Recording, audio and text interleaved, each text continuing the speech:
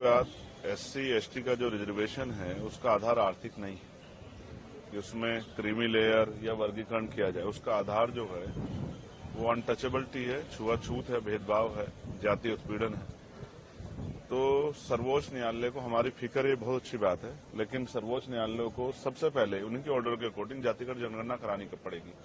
फिर उसके आंकड़े जुटाने पड़ेंगे, उसके आर्थिक आंकड़े भी जो है जारी करने पड़ेंगे, तभी वो सब चीजें कर सकती है। तो उनको करना पहले ही चाहिए। अगर वो दलित वर्गों के इतनी हितैषी हैं तो उनको सब सारा बैकलॉग भरवाना चाहिए और जातिगत जनगणना के ऑर्डर सरकार को देने चाहिए। अगर SC ST एकजुट रहेगा तभी अपनी लड़ाई लड़ पाएगा।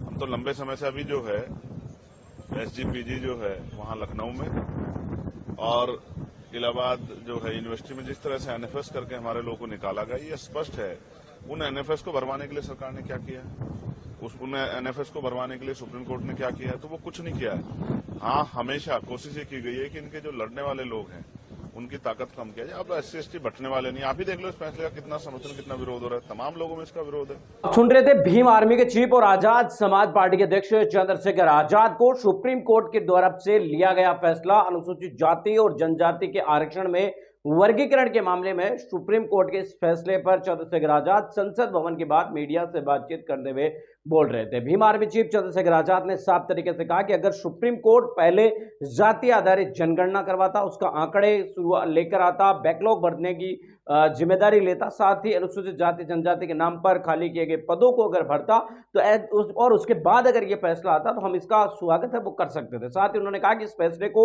लागू करने के लिए अभी कई सारी चीजों की जरूरत है। उन्होंने कहा कि अगर सरकार को सबसे पहले जाति आधारित जनगणना करनी पड़ेगी, उसके बाद ये पता लगाना पड़ेगा कि कितने लोग सक्षम हुए हैं किस जाति के अंदर और किस जाति में कितने लोग सक्षम नहीं हुए। इन तमाम चीजों को जुटाने के बाद ही इस फैसले को लेकर किया जा सकता है। साथ ही चंद्रशेखर आजाद ने यह भी कहा कि अगर इस फैसले के दरमियान या इस फैसले के कारण कोई भी सरकार अगर बदमाशी करने की कोशिश करेगी तो भीम आर्मी और आजाद समाज पार्टी अनुसूचित जाति जनजाति और OBC समाज के लिए हर कदम उठाने के लिए तैयार है। उन्होंने कहा कि किसी भी कीमत पर SC ST OBC के लोगों के साथ खिलवाड़ नहीं होने दिया जाएगा।